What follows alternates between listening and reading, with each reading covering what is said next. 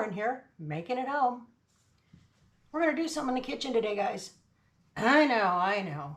I'm always doing something in the kitchen, but I might as well film it, right? Because you guys might get some value out of it.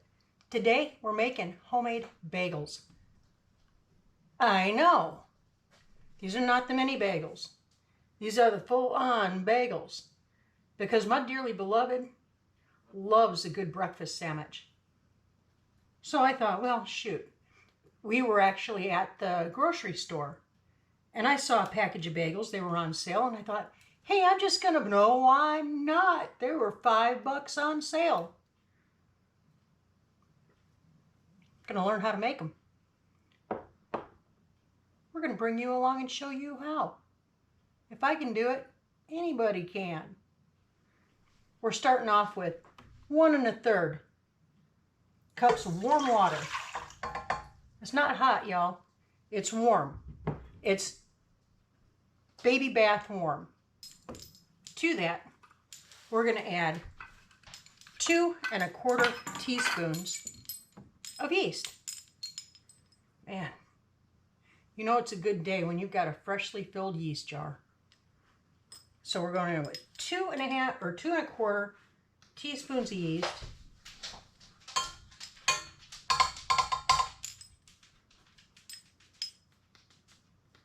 Or 1 packet if you buy it by the packet.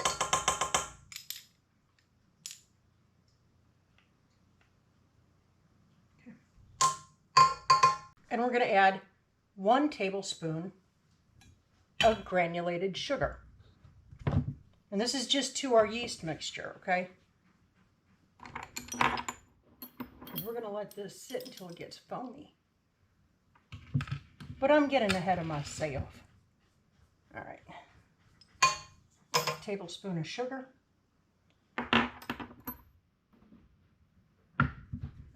And we're just going to whisk that together.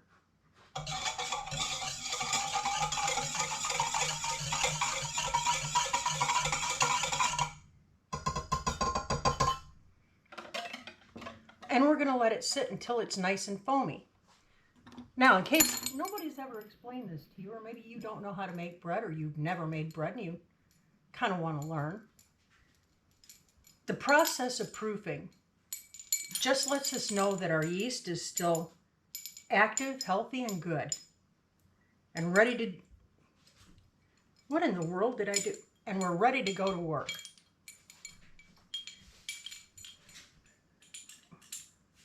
And the yeast needs a little bit of sugar to get happy and foamy. That's just the way of it. Now, every bread recipe calls for salt. So I'm going to take this time to tell you, whenever you see me make bread, it doesn't matter how the recipe reads. A lot of recipes will say, you know, proof your yeast, then add your oil, your salt, okay, no. Always add your salt last. After you've added in your flour, then add your salt in, because salt kills yeast. All right, let's go ahead and get our pan prepared while we're waiting for this to proof.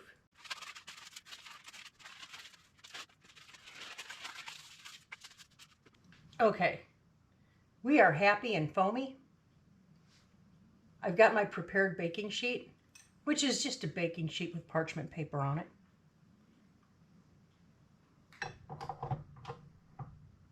Now we're going to add our 3 1/2 cups of flour.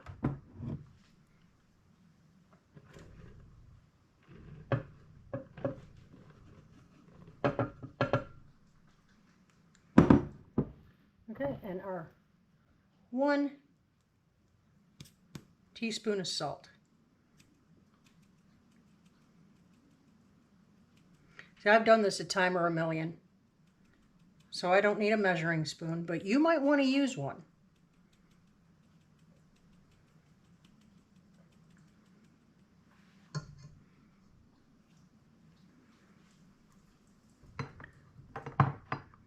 and we're going to let it do its thing.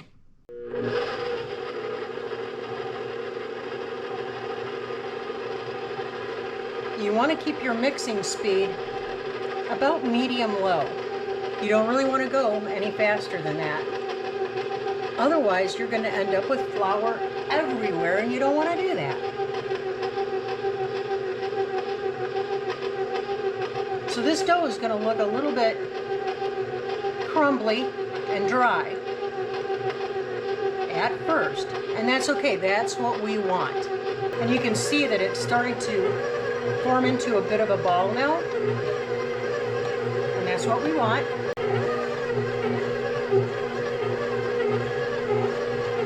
Okay, and at this point I'm just going to give it a little assist. I'm just going to scrape down the sides.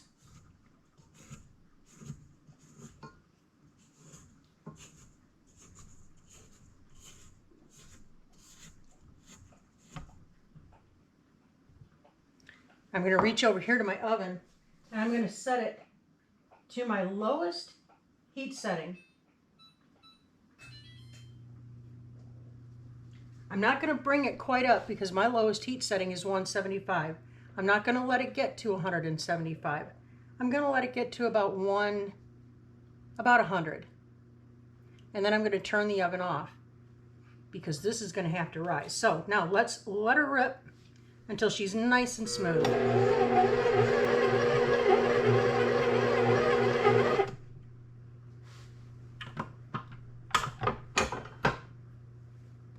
And there we go.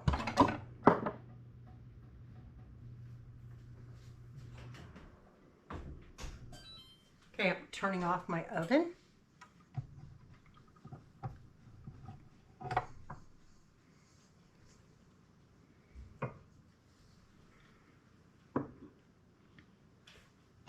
And I'm just gonna, how about if I do it the easy way?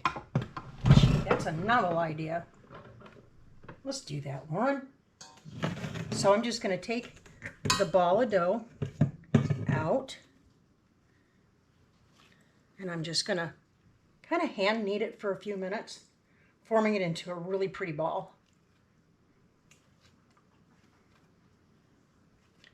So I'm just taking over from the top and going underneath, just stretching from the top and going underneath, stretching from the top, going underneath.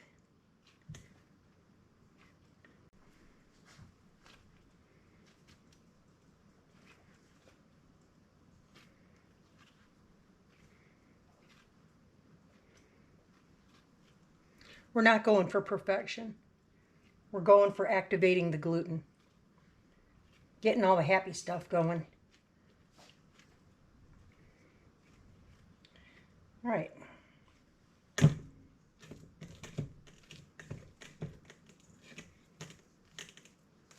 And just into my ball, into the bowl, and right into my little warm oven. So we're going to let that rise for about 20 minutes. And we're going to come back and we're going to form out our bagels. All right, we let our dough rise. Now we're just going to take it out of our bowl, onto an unfloured surface. All right. And using a bench scraper, we're going to cut this into 8 pieces. You can eyeball it, or you can use a kitchen scale, and each ball would be about 100 grams.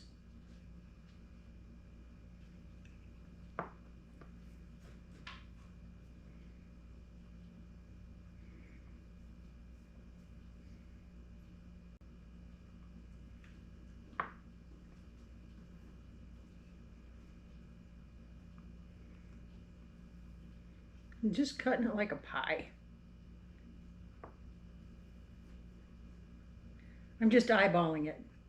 It actually works better for us if a couple of them are smaller because I'll use those. Not saying that he eats a lot, but he eats a lot. All right, and I'm going to form each section into a nice little ball.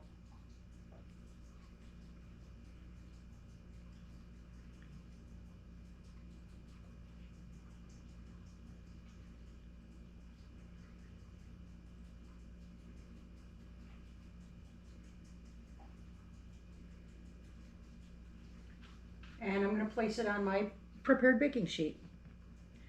Now, I used parchment paper, but additionally, I added some flour-based baking spray. It just performs better.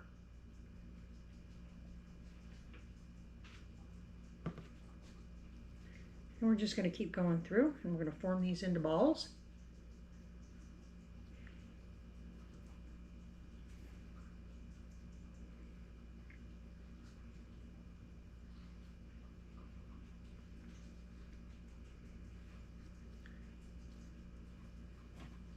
We've got a lot of rain coming in right now.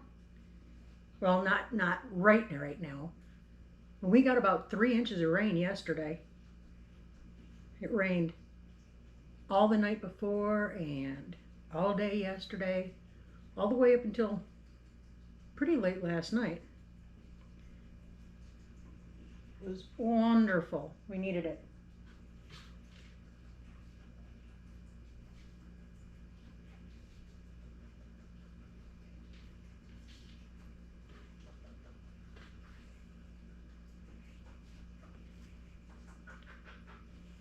We've got a little break from it today, and it's going to be absolutely beautiful. It's going to be 80 degrees out there today and sunny.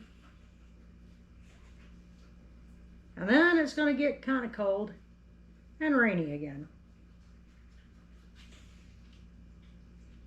And I'm perfectly okay with that because we need the moisture, and it is the season.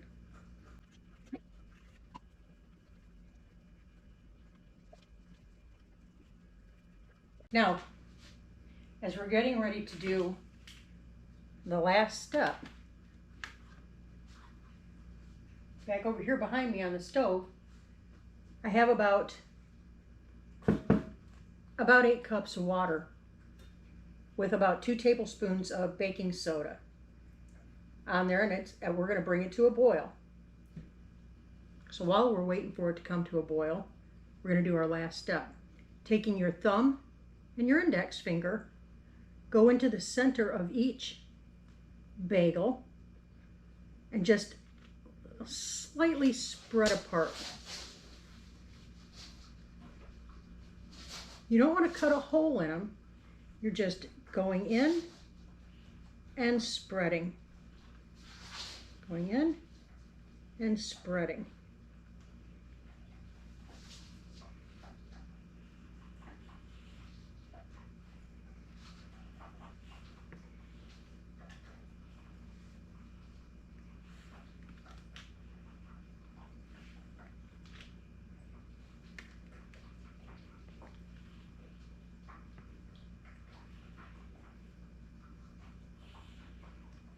Of course, you want to make sure that your hands are good and clean.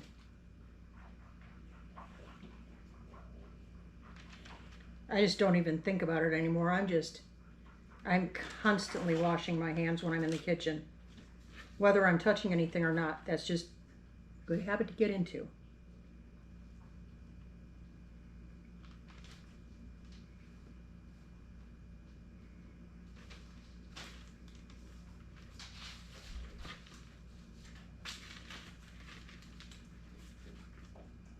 I'm not too worried about the placement right yet.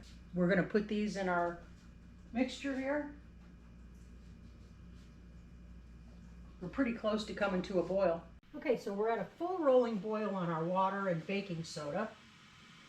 So I'm using a large, I forget what they call these, spider thing. Anyway, it's a big slotted spoon. And I'm just going to drop the bagels. I'm going to go probably 3 at a time in this sized kettle.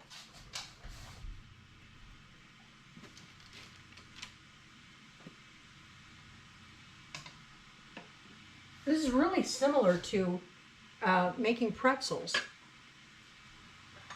You do a baking soda thing like this with pretzels. So I'm going to let these go for about a minute. While we're doing that, I'm going to preheat my oven to 400 degrees.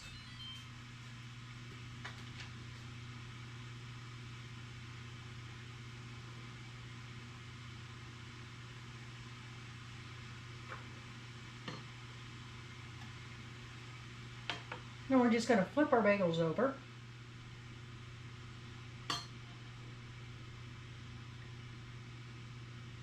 And do the same thing on the other side. And we're going to repeat that for all of our bagels.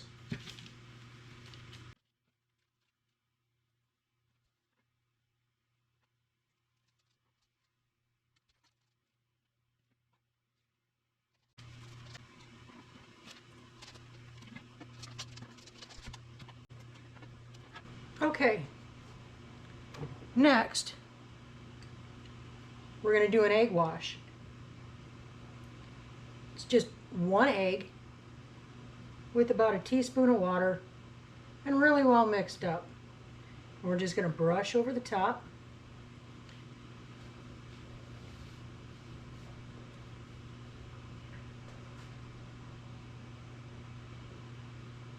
I re-stretched the holes in the centers of the bagels. Putting them in that boiling water kind of made them disappear, so I re-stretched them a little bit when I brought them out.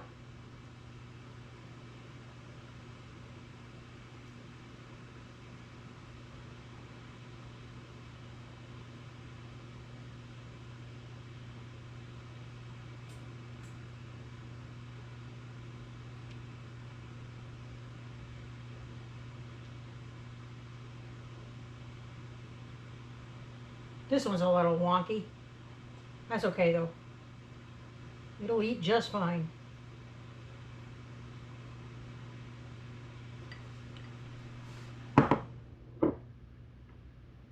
And lastly, I have a jar of this everything bagel stuff.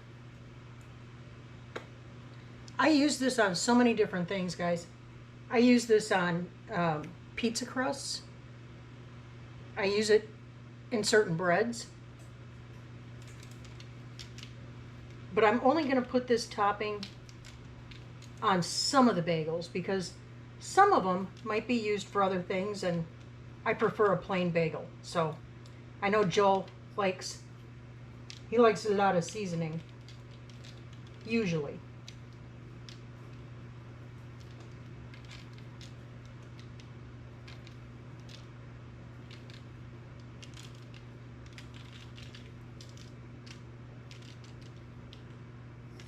There we go. 4 with and 4 without. And our oven is just about preheated. Into the oven they go. And we're going to bake these at 400 for about 25 minutes. Okay, guys. They are out of the oven and they have been cooling off. And didn't they turn out pretty? Couple of notes on this. I paid attention because I had the flour at home, because I had the yeast at home and didn't have to go out and buy anything. These actually cost me about 30 minutes total time, actual physical hands-on. That doesn't include the rise time, but about 30 minutes of actual effort. And about 80 cents in ingredients to make 8 bagels. 4 of them are the everything bagels and 4 are plain. And I'm going to go ahead and I'm going to cut into one of the plain because I'm getting a little hungry up in here. So this will be my lunch today. And we're just going to see how well these actually did. I sent a picture of them over to Joel. He's at work.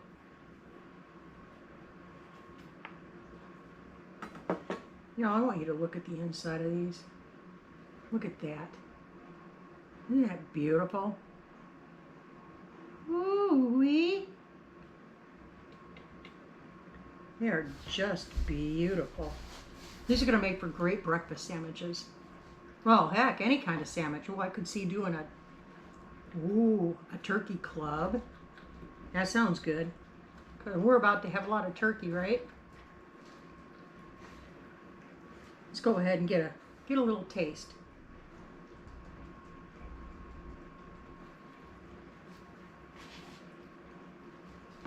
It has the perfect bagel chew. The perfect amount of density and the perfect amount of chew.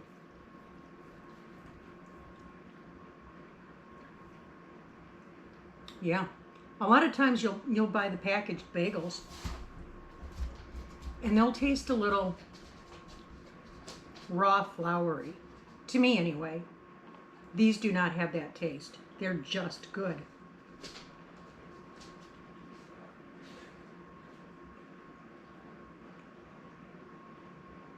Mm-hmm. That is absolutely a do again, guys. That's going to wrap it for me for today. Y'all, thanks so much for coming by. Don't forget to leave your comments down below. The lucky one of you who gets their comment pinned to the top is the winner for the week and will be announced on either Tuesday's live or Friday's live. At that point, we'll ask you to contact us via email and give us your mailing address for a little something special out of the Making It Home merch stash. So you guys, thanks for watching. Thanks for hanging out. I'm Lauren, and as always, keep looking up. Say thank you. Do that often. Keep your attitude of gratitude in all things at all times. God bless you and keep you safe. We will catch you on the flip. See ya.